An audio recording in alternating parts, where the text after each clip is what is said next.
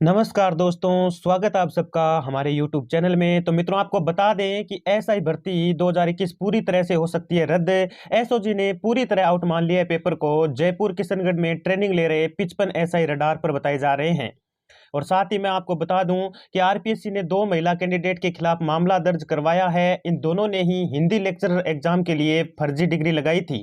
दोनों एग्जाम में पास भी हो गई, लेकिन जब आयोग ने डॉक्यूमेंट वेरिफिकेशन के दौरान बुलाया तो पूरा मामला सामने आया। आरपीएससी के वरिष्ठ उप सचिव अजय सिंह चौहान की ओर से दोनों के खिलाफ मामला दर्ज करवाया गया है। तो चैनल पर यदि नए विजिट कर रहे हो तो चैनल को कर लीजिएगा सब्सक्राइब। आइए पूरी जानकारी आपको मैं बताता हूँ।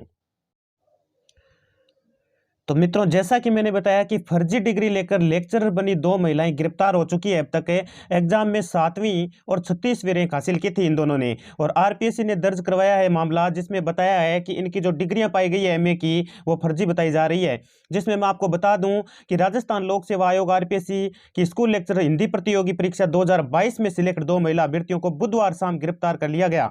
यानी बुधवार शाम को ही इनको क्या कर लिया गया, पुलिस द्वारा गिरफ्तार कर लिया गया है। इन्हें फर्जी डिग्री के केस में पकड़ा गया है। इनके खिलाफ अजमेर के सिविल लाइन थाने में बुधवार को आरपीएससी ने एफआईआर दर्ज करवाई थी। इसके बाद शाम को एसओजी ने कार्रवाई की। आरोपियों की एग्जाम में 7वीं और 36वीं रैंक थी, जिसमें ये वो 2 अभ्यर्थी हैं, ये वो 2 महिलाएं हैं, 2 लड़कियां हैं, जिनको मतलब गिरफ्तार किया गया है। भाई बता दूं मैं आपको, फर्जी डिग्री का मामला जिसमें एडीजी एसओजी वीके सिंह ने बताया कि आरपीएससी ने भूरतल सांचौर निवासी ब्रह्म कुमारी पुत्री बाबूलाल और वाड़ा भावड़ी सांचौर की निवासी है कमला कुमारी, ये पुत्री है भारमल बिश्नोई के खिलाफ स्कूल लेक्चरर हिंदी प्रतियोगी परीक्षा में 2022 में फर्जी डिग्री लगाने का मामला दर्ज करवाया था। इसमें ऑनलाइन फॉर्म एप्लीकेशन में दोनों महिला कैंडिडेट ने फर्जी डिग्रियां लगाई थी। इसमें मेवाड़ यूनिवर्सिटी गंगानगर चित्तौड़गढ़ की एमए की डिग्रियां फर्जी बताई जा रही है।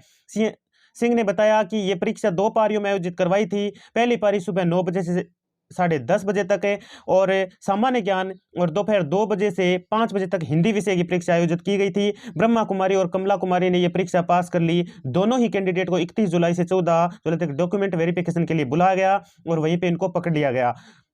ऑनलाइन आवेदन में वर्धमान महावीर विश्वविद्यालय बताया था प्रवेशित। अब तक की जांच में सामने आया कि अभ्यर्थी कमला कुमारी बिश्नोई ने ऑनलाइन आवेदन के समय एमए हिंदी की वर्धमान महावीर खुला विश्वविद्यालय कोटा की डिग्री दी, लेकिन नियुक्ति के समय मेवाड़ विश्वविद्यालय ये गंगरार चित्तौड़गढ़ की फर्जी एमए की डिग्री लगाई थी। इसी तरह से ब्रह्मा कुमारी ने फर्जी डिग्री पेश कर दी।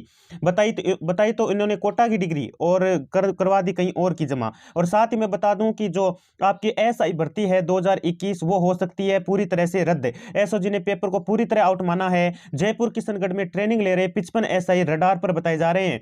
जिसमें मैं आपको बता दूं कि पेपर लीक मामले में नित नए खुलासों के अब इंस्पेक्टर यानी सब इंस्पेक्टर एसआई भर्ती 2021 परीक्षा निरस्त की जा सकती है। जांच एजेंसी एसओजी ने इस परीक्षा का पेपर पूरी तरह आउट माना है। अब एसओजी इस सवाल के साथ सरकार को पत्र भेजने की तैयारी में है कि क्यों न ये भर्ती परीक्षा रद्द कर दी जाए।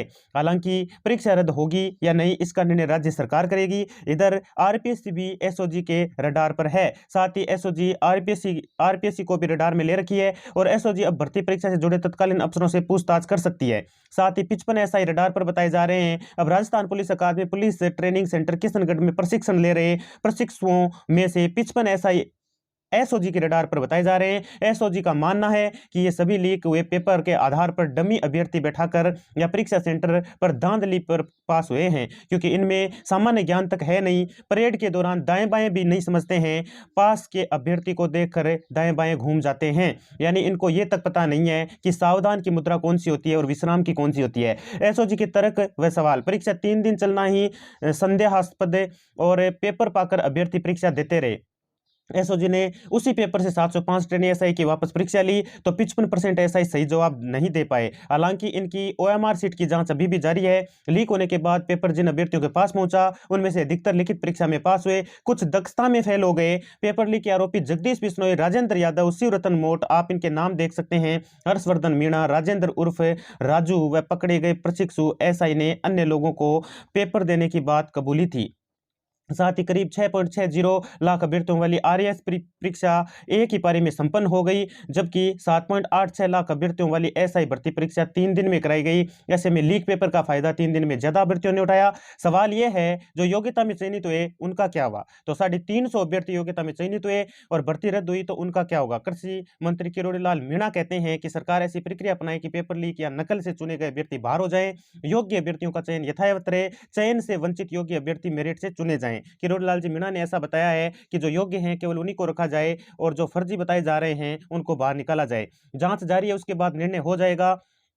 जैसा कि मैं आपको बताऊं कि एसओजी और एडीजी वीके सिंह ने कहा कि पेपर लीक होने से कई योग्य अभ्यर्थी चयन से बाहर हो गए। हम पेपर लीक से जुड़े हर संदिग्ध तक पहुंच रहे हैं, लेकिन जो मेहनत मेहनत करके भर्ती हुए हैं उनके साथ भी न्याय होना चाहिए। जांच पूरी होने पर यह निर्णय हो पाएगा कि परीक्षा निरस्त होगी या नहीं होगी। मित्रों, धन्यवाद।